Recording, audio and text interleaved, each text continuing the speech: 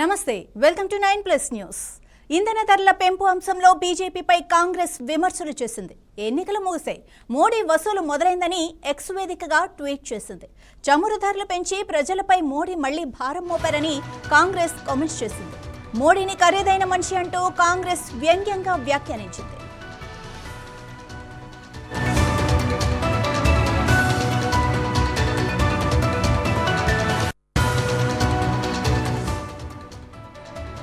Right, ఇక ఇదే విషయానికి సంబంధించి మనతో మాట్లాడడానికి ఉన్నారు సిఎస్ఆర్ గారు. సార్ చెప్పండి, అసలు ఏం జరుగుతోంది, ఎందుకు అలా వ్యాఖ్యానించింది కాంగ్రెస్? కాంగ్రెస్ పార్టీ కేంద్రంలో అధికారంలో ఉన్నప్పుడు ఇప్పుడు ప్రధానమంత్రి నరేంద్ర మోడీ గుజరాత్ ముఖ్యమంత్రిగా పనిచేసిన కాలంలో కాంగ్రెస్ పార్టీ ఏ చిన్న పొరపాటు చేసినా, లేకుంటే 30 పైసలు పెట్రోల్ పైన లీటర్ పైన 30 పైసలు 50 పైసలు రేటు పెంచినప్పుడే ఆకాశమే హద్దుగా విమర్శిస్తూ తూర్పారబట్టినటువంటి నరేంద్ర మోడీ గారు ఇప్పుడు ఆయన ప్రధానమంత్రి అయిన తర్వాత అసలు ధరలు పెంచడమే తన డ్యూటీ, దినచర్యలో ఒక భాగంగా మారిపోయిందనేటువంటి పరిస్థితులు నెలకొన్న నేపథ్యంలో కాంగ్రెస్ పార్టీ ఇప్పటి వరకు ఒక ఎన్నికల సంఘాన్ని విమర్శిస్తూ వస్తూ మిగతా విషయాలను పట్టించుకోకుండా వచ్చినటువంటి కాంగ్రెస్ పార్టీ ఈ లాభ ధరలు మాత్రం సామాన్యుడే కాదు, ధనికులు కూడా బతకలేనంత దారుణంగా ధరలు పెంచుతున్నారు. ప్రతిదీ పరిపాలన అంటే ధరలు పెంచడమే, లేకుంటే ప్రజలు నడ్డు తీర్చడమే పరిపాలన అనే పద్ధతిలో నరేంద్ర మోడీ వ్యవహరిస్తున్న తీరును కాంగ్రెస్ పార్టీ ఒక ఆందోళన కార్యక్రమంగా చేపట్టింది. కాంగ్రెస్ పార్టీ ఒక విమర్శనాత్మకమైనటువంటి ధోరణి ఒక్కటే కాకుండా ఒక ఛార్జ్ షీట్ లాగా, అంటే నరేంద్ర మోడీ ప్రభుత్వం అధికారంలోకి వచ్చిన తర్వాత 2014 నుంచి ఇప్పటి వరకు ఏ సెక్టార్ల పైన ఎన్నెన్ని రకాలుగా ధరలు పెంచింది, 2014కు ముందు ఎలాంటి ధరలు ఉండేవి, అప్పటి నుంచి ఈ 11-12 సంవత్సరాల వ్యవధిలో ఎన్ని రకాలుగా ధరలు పెంచుతూ వచ్చారు. అంటే ప్రజల బ్రతుకు జీవనం ఎంత దుర్భరంగా మారిపోయింది. అంటే హ్యాపీనెస్ అనేటువంటిది లేకుండా బతకడమే కేంద్ర ప్రభుత్వం విధించే పన్నులను చెల్లించడానికే మనం బతుకుతున్నాం, కేంద్రానికి ఆదాయాన్ని ఇవ్వడానికే మనం ఉద్యోగాలు చేస్తున్నాం, కేంద్రానికి నిధులు, కేంద్ర ఖజానాకి నిధులు ఇవ్వడానికే మనం విధి నిర్వహణ ఉపాధి పనులు చేస్తున్నాం అని చెప్పి కేంద్రాన్ని బతికించడానికే మనం పనిచేస్తున్నట్టుగా ఉంది, కానీ మన కోసం మనం పనిచేస్తున్నట్టుగా లేదు అని చెప్పి ప్రతి కుటుంబం భావించేటువంటి దుర్భర పరిస్థితిని నెలకొన్న నేపథ్యంలో కాంగ్రెస్ పార్టీ చేసినటువంటి ట్వీట్ ఒక చిన్నది, ఇంకా చిన్నదని చెప్పొచ్చు అని, అంటే తీవ్రత మాత్రం మరింత తీవ్రంగా ఉంది. ఏఐసిసిలో మరలా కాంగ్రెస్ వర్కింగ్ కమిటీలో కూడా ఈ అంశాన్ని చర్చించి దేశవ్యాప్తంగా ఒక ఉద్యమాన్ని నిర్వహించడానికి ఒక ప్రత్యేకమైనటువంటి నిర్దిష్టమైనటువంటి ఒక ఆందోళన కార్యక్రమాల షెడ్యూల్ ను విడుదల చేయడానికి కాంగ్రెస్ పార్టీ కసరత్తులు చేస్తూ ఉంది. ఈ రోజు సాయంత్రం కానీ ఈ 2-3 రోజులలో ఏఐసిసిలో ఒక మీటింగ్ పెట్టుకొని పెరుగుతున్న ధరల పైన దేశవ్యాప్తంగా ఉద్యమించడానికి కాంగ్రెస్ పార్టీ సమాయత్తమవుతుంది. ఒక కాంగ్రెస్ పార్టీ అయినా లేకపోతే ఇండి కూటమిలో ఉన్న భాగస్వాములుగా ఉన్నటువంటి ఇతర పార్టీలను కూడా కలుపుకొని ఉద్యమానికి శ్రీకారం చుడతారా లేదా అనేది ఈ 2-3 రోజుల్లో తేలబోతుంది. మరి అంటే ఏ ప్రభుత్వం ఉన్నా కూడా ఈ గ్యాస్ అని, బంగారం అని, లేకపోతే ఇలా చమురు ధరలని, పెట్రోల్ అని ఇలా పెంచుతూనే ఉంటుంది. అది ఏ ప్రభుత్వం అయినా కానివ్వండి. కానీ బీజేపీ ఏమంటుందంటే ఈ యుద్ధం నేపథ్యంలో, ఈ చమురు కొరత నేపథ్యంలో ఈ పెంచడం కరెక్టే అని సమర్థించుకుంటుంది. దీన్ని ఎలా చూడాలి? ఇది పూర్తిగా అబద్ధం, నిరాధారమైనటువంటి దొంగ సమర్థన అంటాం, భోగ సమర్థన. ఎవరు ఇట్లా సమర్థించుకున్నా కానీ అది చాలా తప్పుదారి పట్టించడు, ప్రజల్ని తప్పుదారి పట్టించడు, చేస్తున్న ఈ అడ్డగడ్డమైనటువంటి పరిపాలన మొత్తాన్ని సమర్థించుకునే ప్రయత్నమే చేస్తున్నట్టుగా విమర్శలు వస్తున్నాయి తప్ప అందులో ఎలాంటి హేతుబద్ధత లేదు. ఎందుకంటే క్రూడ్ ఆయిల్ ధర $26 నుంచి $30 ఉన్న టైంలోనూ పెట్రోల్ కాస్ట్ $120 కొనసాగిస్తూ వచ్చాడు లీటర్ పెట్రోల్. మరలా క్రూడ్ ఆయిల్ ధర అనాధికమైన ఇస్లాం ధర కంటిన్యూ చేశారు. ఇప్పుడే కూడా బ్యారెల్ ధర ఇప్పుడు $110 పెరిగింది. ఇప్పుడు మాత్రం యుద్ధాన్ని సాగ్గా చూస్తున్నారు, లేకపోతే మేము ఈ క్రూడ్ ఆయిల్ ధరలు పెరిగిపోయినాయని చెప్పి సాగుగా చూపుతున్నారు. మరి ఇంత సాగుగా చూపించిన వాళ్ళు ఈ పరిస్థితి అంతా 2 నెలల క్రితం నుంచే ఉంది. వాస్తవానికి యుద్ధం స్టార్ట్ అయ్యి ఇప్పుడు 2 నెలలు దాటిపోయింది కదా. ఆ 2 నెలల క్రితం నుంచి కూడా క్రూడ్ ఆయిల్ ధరలు పెరుగుతూనే ఉన్నాయి, తగ్గుతూనే ఉన్నాయి, ఫ్లక్చువేషన్స్ ఉన్నాయి. అయినా కానీ పెంచకుండా 5 రాష్ట్రాల ఎన్నికల కోసం వేచి చూసి ఎన్నికలు పూర్తయిపోయిన తర్వాత ఇప్పుడు అకస్మాత్తుగా ఈ రోజు పొద్దునే ఇంప్లిమెంట్ అయ్యేటట్టుగా ఈ నిర్ణయాలు తీసుకోవడం అనేది దీన్ని ఏ విధంగా చూడాలి? ఇదంతా ప్రజలను తప్పుదాన్ని కొట్టించడం కదా, లేకుంటే ప్రజలను మధ్యపెట్టడానికి కదా? ఎన్నికల రాజకీయాల్లో ఓటాలను మధ్యపెట్టి జూపుట్టి లేకపోతే మేము తగ్గట్లేదు అని చెప్పి పోలింగ్ చివరి రోజు వరకు కూడా చెప్పినటువంటి బీజేపీ నాయకులు, బీజేపీ ప్రభుత్వాలు ఒకసారిగా ఎన్నికలు పూర్తయిపోయి ఫలితాలన్నీ వచ్చి ప్రభుత్వాలన్నీ ఏర్పాటు అయిపోయిన తర్వాత ఈ 5 రాష్ట్రాలు ప్రక్రియ మొత్తం పూర్తయిన తర్వాత ఈ రోజు సడన్ గా పెట్రోల్ డీజిల్ కాస్ట్ పెంచాలనే విషయం గుర్తొచ్చిందా అని చెప్పి విమర్శలు వస్తున్నాయి. ప్రతిపక్షాలు కూడా గట్టిగానే నిలదీస్తున్నాయి.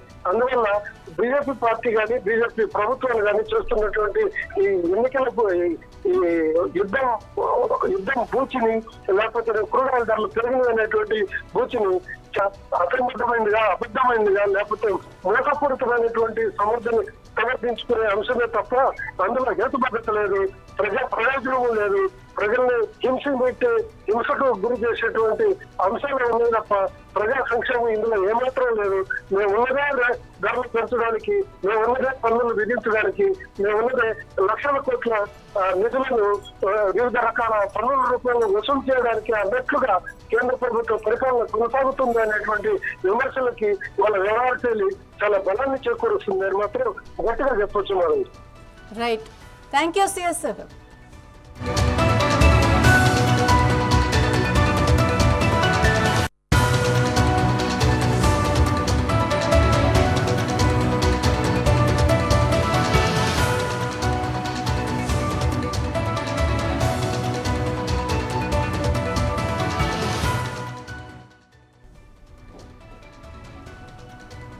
దేశవ్యాప్తంగా సంచలనం సృష్టించిన నీట్ యూజీ పరీక్షను మళ్లీ నిర్వహించేందుకు కేంద్ర విద్యాశాఖ తీవ్రంగా కసరత్తు చేస్తోంది. పరీక్షా నిర్వహణలో ఎదురైన అవకతవకలు ఇంకా వివాదాల నేపథ్యంలో పారదర్శకతను కాపాడుకునేందుకు కేంద్రం ఈ కీలక నిర్ణయం తీసుకుంది. అయితే నీట్ పునః పరీక్ష నిర్వహణకు అవసరమైన సన్నాహాలపై కేంద్ర విద్యాశాఖ మంత్రి ధర్మేంద్ర ప్రధాన్ తన నివాసంలో ఉన్నతాధికారులతో ఇప్పటికే పలు దఫాలుగా సమావేశం నిర్వహించారు. ఈ భేటీలో ఉన్నత విద్యాశాఖ కార్యదర్శి, national testing agency director general, CBSE chairman తో పాటు పలువురు కీలక అధికారులు కూడా పాల్గొన్నారు. అయితే గతంలో ఎదురైన లోపాలు పునరావృతం కాకుండా పరీక్షను అత్యంత కట్టుదిట్టంగా ఎలా నిర్వహించాలి అనే అంశంపై ఈ సమావేశంలో సుదీర్ఘంగా చర్చించారు. ఇక పేపర్ లీక్లు, సాంకేతిక ఇబ్బందులకు తావు లేకుండా నిఘా వ్యవస్థను బలోపేతం చేయాలని కూడా అధికారులు నిర్ణయించారు. లక్షలాది మంది విద్యార్థుల భవిష్యత్తుతో ముడిపడి ఉన్న అంశం కావడంతో ఎక్కడ ఏ చిన్న పొరపాటు కూడా అవకాశం ఉండకూడదని మంత్రి అధికారులను ఆదేశించారు. నీట్ రీ ఎగ్జామ్ కు సంబంధించి పూర్తి వివరాలు, షెడ్యూల్ను వారం 10 రోజుల్లోపు అధికారికంగా ప్రకటిస్తామని ఎన్టీఏ డీజీ వెల్లడించారు. ఇక కేంద్రం తాజా ప్రకటనతో అటు విద్యార్థులు, ఇటు తల్లిదండ్రుల్లో నెలకొన్న సందిగ్ధతకు తెరపడినట్లయింది.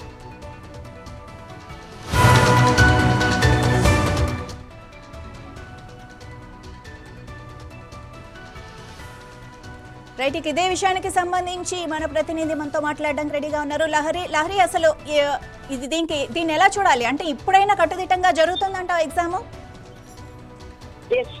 ప్రస్తుతం మనం చూసుకోవచ్చు, దేశవ్యాప్తంగా కూడా సంచలనం సృష్టించిందని చెప్పుకోవచ్చు నీట్ ఎగ్జామ్. ఎందుకంటే చాలా మంది కూడా, లక్షలాది మంది కూడా విద్యార్థులు ఎంతో కష్టపడి నీట్ ఎగ్జామ్ రాయడం జరిగింది. మే 3న జరిగినటువంటి ఈ పరీక్ష ప్రస్తుతం రద్దయింది. కొన్ని అనివార్య కారణాల వల్ల కావచ్చు, కొంతమంది పేపర్ లీకేజ్ వల్ల, కొంతమంది భవితవ్యాన్ని నిర్ణయించేటువంటి ఈ నీట్ ఎగ్జామ్ వల్ల చాలా మంది నష్టపోయారని చెప్పుకోవచ్చు. అయితే తిరిగి జూన్ 21న తేదీన, అంటే ఆదివారం రీ ఎగ్జామ్ నిర్వహించాలని చెప్పేసి కూడా ఇప్పటికే నేషనల్ టెస్టింగ్ ఏజెన్సీ ఎన్టీఏ కూడా అధికారికంగా ప్రకటించడం జరిగింది. అయితే కేంద్ర విద్యాశాఖ మంత్రి అయినటువంటి ధర్మేంద్ర ప్రధాన్ నేతృత్వంలో జరిగినటువంటి ఉన్నత స్థాయి సమీక్ష సమావేశంలో అయితే ఈ తేదీని ఖరారు చేశారు. అయితే ఈ సందర్భంగా మంత్రి కూడా మాట్లాడడం జరిగింది. ఎందుకంటే విద్యార్థుల భవిష్యత్తుతో ఆడుతున్నటువంటి దోషులపై అయితే కఠినంగా చర్యలు తీసుకోవాలి. ఇప్పటికే సిబిఐ కూడా విచారణ ముమ్మరం చేస్తుందని చెప్పేసి కూడా ఆయన వెల్లడించడం జరిగింది. అయితే విద్యార్థులు పాత రిజిస్ట్రేషన్ వివరాలతోనే ఈ పరీక్షకు హాజరు కావచ్చు అని చెప్పడం జరిగింది. అయితే కొత్తగా ఫీజు చెల్లించాల్సిన అవసరం కూడా లేదు. ఎందుకంటే త్వరలోనే కొత్త అడ్మిట్ కార్డులు కూడా జారీ జారీ చేస్తామని కూడా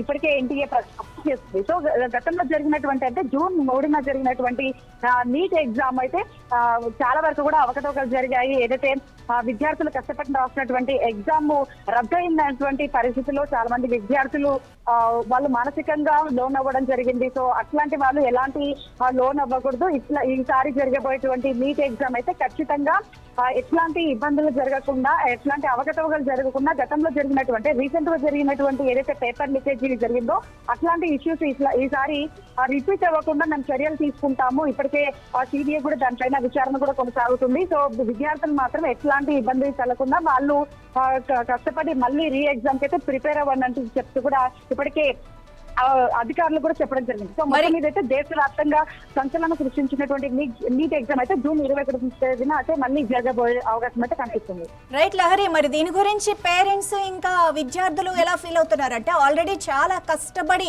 ఎగ్జామ్ కి ప్రిపేర్ అయ్యి రాసిన ఎగ్జామ్ పేపర్ లీక్ అయింది, మళ్ళీ ఎగ్జామ్ పెడతారు అంటే చాలా టెన్షన్ ఉంటుంది కదా, వాళ్ళ రెస్పాన్స్ ఎలా ఉంది? మీరు అన్నట్టుగా నీట్ ఎగ్జామ్ రాయడానికి చాలా వరకు కూడా సంవత్సరాల తరబడి కూడా ఎగ్జామ్ కి ప్రిపేర్ అవుతూ ఉంటారు. సో కొంతమంది పర్సనల్ ప్రతిదీ కూడా ఫంక్షన్స్ కావచ్చు, ప్రతిదీ ఏది కూడా అటెండ్ అవ్వకుండా ఎగ్జామ్ పైన కాన్సన్ట్రేషన్ చేసి వాళ్ళు పేపర్ కి ప్రిపేర్ అయ్యి రాసినటువంటి ఎగ్జామ్ పేపర్ లీకేజ్ జరిగింది అని అనగానే వాళ్ళు విద్యార్థుల పాటు ఇటు పేరెంట్స్ లో కూడా ఒక కలకలం సృష్టించిందని చెప్పుకోవచ్చు. వాళ్ళ మానసికంగా కూడా ఇటు గవర్నమెంట్ కూడా దూషించడం జరిగింది. పేపర్ లీకేజ్ అంటే అధికారుల ప్రమేయం లేకుండా, అధికారుల లోపల ప్రమేయం లేకుండా పేపర్ లీకేజ్ అనేది ఎలా జరుగుతుందని చెప్పేసి కూడా వాళ్ళు క్వశ్చన్ వేయడం జరిగింది. సో ఇట్లాంటివి గవర్నమెంట్ ఏం చేస్తుంది? గతంలో కూడా ఇట్లాంటి పేపర్ లీకేజ్ మ్యాటర్స్ చాలా వరకు కొనసాగుతున్నాయి. అయినా కూడా ఎందుకు కొనసాగుతున్నాయి, ఇట్లాంటి రిపిటేషన్స్ ఎందుకు కొనసాగుతున్నాయి అనే విధంగా అయితే వాళ్ళు తల్లిదండ్రులతో పాటు ఇటు విద్యార్థులు కూడా చాలా మంది పబ్లిక్ కూడా క్వశ్చనింగ్ చేస్తున్నారు. సో వాటికి మాత్రం ప్రభుత్వం ఆన్సర్ ఇవ్వాల్సినటువంటి సిచ్యువేషన్. ఎందుకంటే ఇట్లాంటివి మనకు తరచుగా విద్యార్థుల మైండ్ సెట్ మీద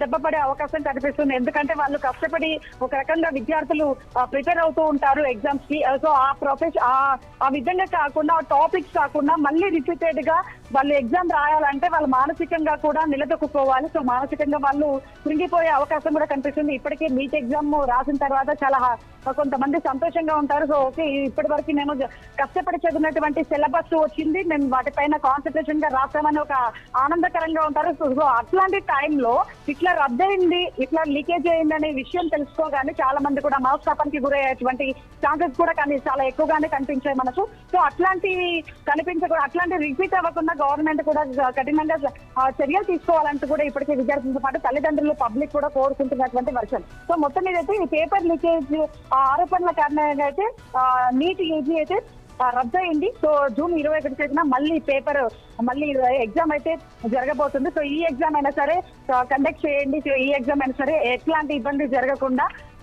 అధికారులు తగిన చర్యలు తీసుకోవాలి. ఎగ్జామ్ సెంటర్ లో కావచ్చు, పేపర్ లీకేజ్ విషయంలో కావచ్చు, ఇట్లాంటివి రిపీట్ అవ్వకుండా గవర్నమెంట్ ప్రత్యేకమైనటువంటి చర్యలు తీసుకోవాలని కూడా ఇటు విద్యార్థులు కోరుకుంటున్నటువంటి పరిస్థితి. Right, thank you Lahari.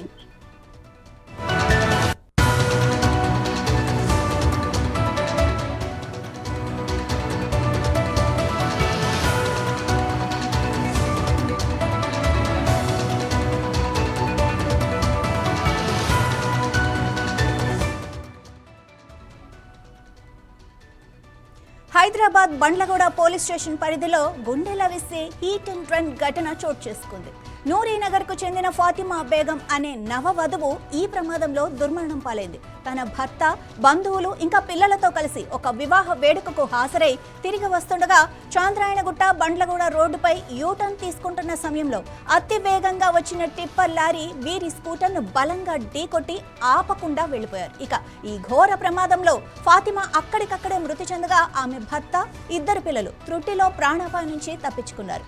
కేవలం 3 నెలల క్రితమే వివాహమైన యువతి ఇలా కళ్ల ముందే ప్రాణాలు కోల్పోవడంతో ఆ కుటుంబంలో విషాద ఛాయలైతే అలుముకున్నాయి. ఇక సమాచారం అందుకున్న పోలీసులు కేసు నమోదు చేసి సీసీటీవీ ఫుటేజ్ ఆధారంగా పరారీలో ఉన్న టిప్పర్ డ్రైవర్ కోసం అయితే గాలిస్తున్నారు.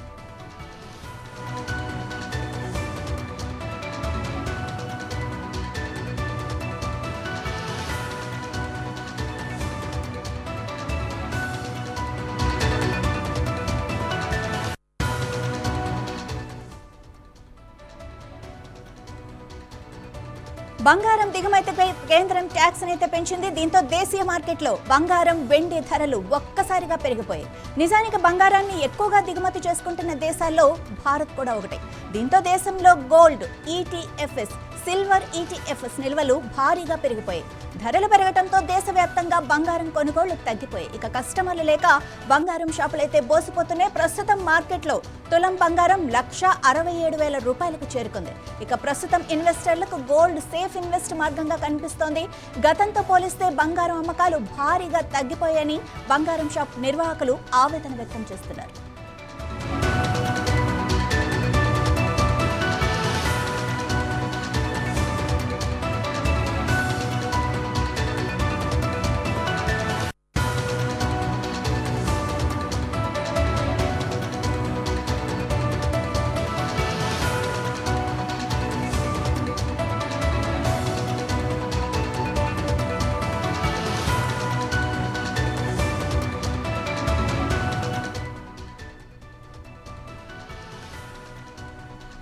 రైట్, ఇదే విషయానికి సంబంధించి మరింత సమాచారం మా ప్రతినిధి కీర్తి అందిస్తారు. కీర్తి, చెప్పండి, ఇంత సడన్ గా ఈ అమ్మకాలు ఇలా పడిపోవడానికి గల రీజన్ షాపు యజమానులు కూడా ఏమంటున్నారు? సంగీత, మనం చూసుకుంటే ప్రధాని మోడీ మనకి హైదరాబాద్ పర్యటన తర్వాత గోల్డ్ అమ్మకాలని, గోల్డ్ కొనుగోలుని అయితే తగ్గించాలని చెప్పి కొన్ని రోజులే కాలేదు, అంతలోనే మనకి చూసుకుంటే ప్రపంచ బులియన్ మార్కెట్ లోని గోల్డ్ రేటు అమాంతంగా, అంటే రేటు పెరగడం అంటే మనకి దిగుమతి సుంకం అనేది 10 నుంచి 15% పెంచి గోల్డ్ మీద భారాన్ని అయితే పెంచడం అయితే జరిగింది.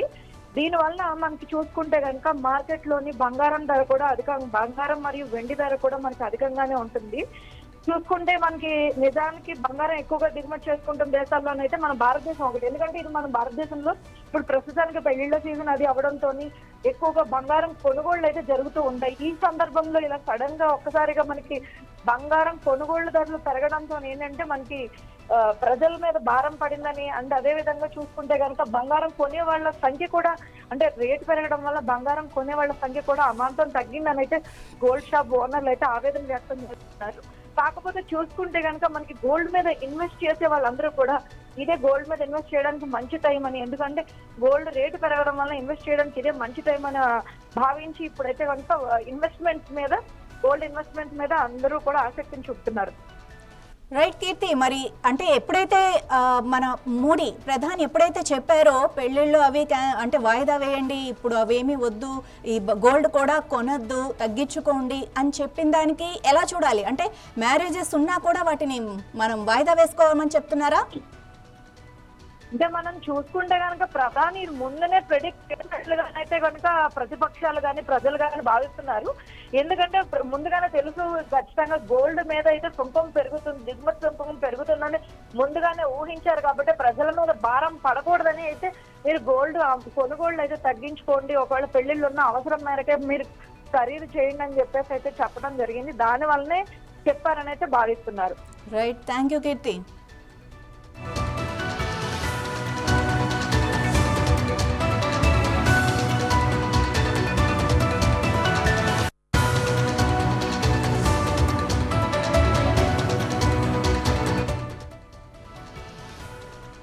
దేశవ్యాప్తంగా పెట్రోల్, డీజిల్ ధరలు పెరిగాయి. ఇక 4 రాష్ట్రాల్లో జరిగిన ఎన్నికల అనంతరం పెట్రోల్ ధర పెరుగుతుందని గత కొంతకాలంగా విస్తృతంగా ప్రచారం జరిగింది. ఆ ఊహాగానాలు నిజం చేస్తూ అర్ధరాత్రి నుంచి డీజిల్, పెట్రోల్ ధర దాదాపు 3.5 రూపాయల వరకు పెరిగింది. వీటి ప్రభావం నిత్యావసర వస్తువులపై కూడా పడనుంది.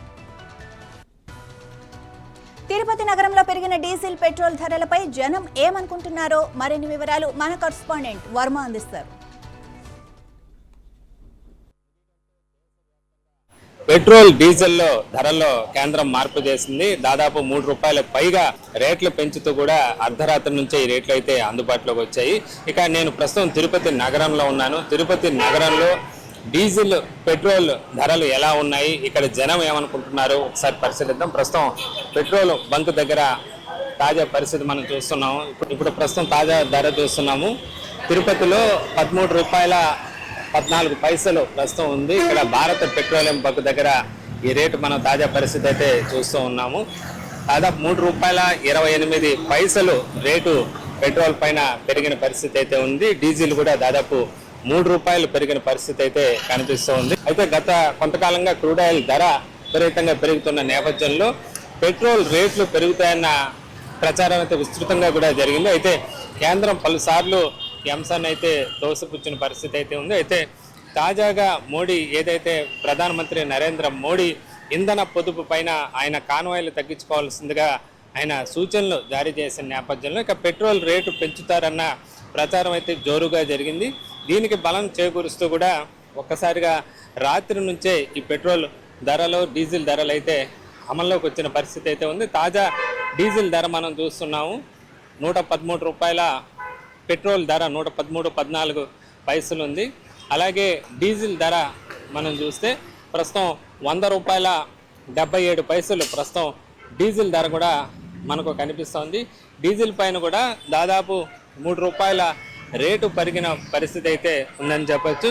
దీంతో ఇటు పెట్రోల్ డీజిల్ ధర పెరిగిన నేపథ్యంలో ఆ ప్రభావం ఇంకా అనేటి మిగతా అంశాలపైన కూడా ప్రభావం చూపే అవకాశం ఉంటుంది. నిత్యావసర వస్తువుల ధరలు కానీ ఇతర ధరలు కూడా పెరిగే అవకాశం అయితే ఉంటుందని కూడా చెప్పుకోవచ్చు. పెట్రోల్ రేటు పెరిగింది, డీజిల్ రేటు పెరిగింది కదా, ఎట్లా ఉంటుంది, ఎలాంటి పరిస్థితులు ఉంటాయనుకుంటున్నారు?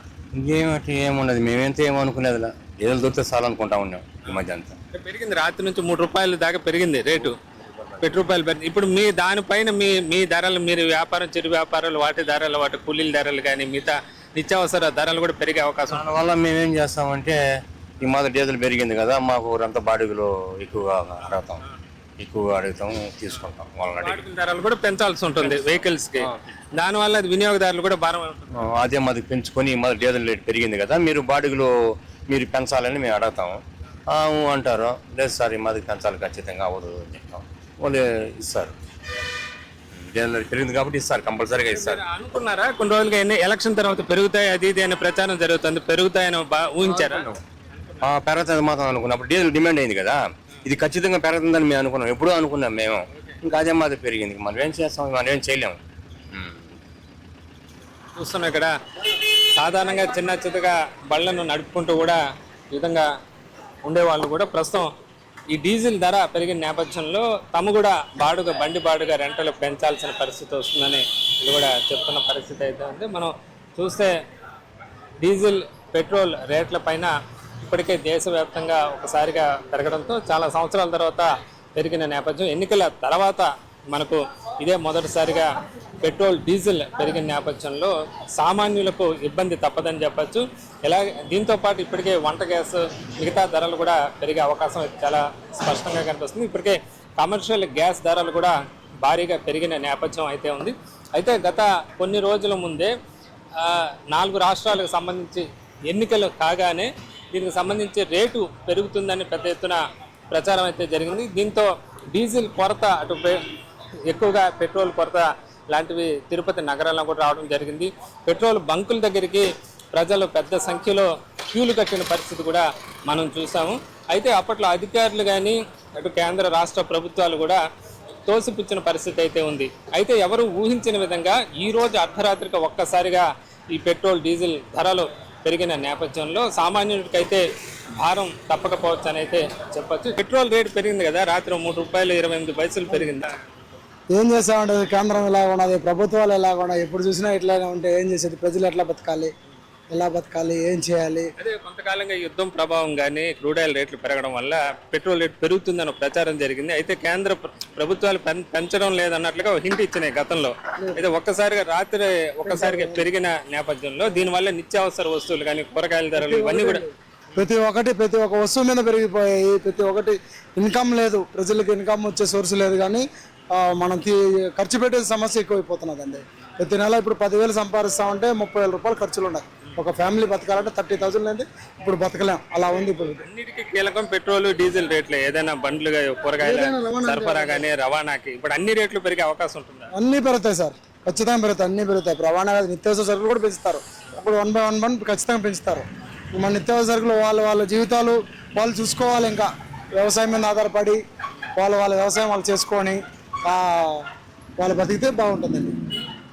చెప్తున్నారు. మొత్తం డీజిల్ ఎంతవరకు పెరిగిందండి? ఇప్పుడు పెట్రోల్ ఎంత పెరిగింది, డీజిల్ పెరిగింది? రాత్రి పెట్రోల్ వచ్చేసి 328 పైసలు పెరిగింది రాత్రి అర్ధరాత్రి నుండి. డీజిల్ చూడాల. డీజిల్ కూడా దాదాపు 3 రూపాయలు పైగా పెరిగే నేపథ్యం ఉంది. అయితే వివిధ నగరాల్లో దీని ధర వ్యత్యాసం అయితే ఉంటుంది. మొత్తం మీద దాదాపు 3 నుంచి 3.5 రూపాయల దాకా పెట్రోల్ డీజిల్ పెరిగిన నేపథ్యంలో ఈ ప్రభావం ఖచ్చితంగా మిగతా రోజువారీ సరుకులు నిత్యావసర సరుకుల పైన ఉండే అవకాశం ఉంటుంది. మొత్తం మీద పెట్రోల్ డీజిల్ ధరలు పెరగడం పైన తిరుపతి నగరంలో అయితే జనం అసంతృప్తి వ్యక్తం చేస్తున్న పరిస్థితి అయితే ఉంది. అయితే కొంతకాలంగా ఏదైతే ఊహించారో ప్రస్తుతం అదే జరిగింది. ప్రస్తుతం పెట్రోల్ డీజిల్ రేట్ల పెరిగిన నేపథ్యంలో ఇక నిత్యావసర వస్తువుల భారం కూడా సామాన్యుడి పైన తప్పకపోవచ్చు అనే అభిప్రాయం అయితే వ్యక్తం అవుతుంది. ఇది తిరుపతిలో పెట్రోల్ డీజిల్ ధరలపైన తాజా పరిస్థితి. కెమెరామ్యాన్ జయప్రకాష్తో వర్మ, 9+ న్యూస్. ఇవి ఇప్పటివరకున్న అప్డేట్స్. మరిన్ని అప్డేట్స్ కోసం చూస్తూనే ఉండండి 9+ న్యూస్.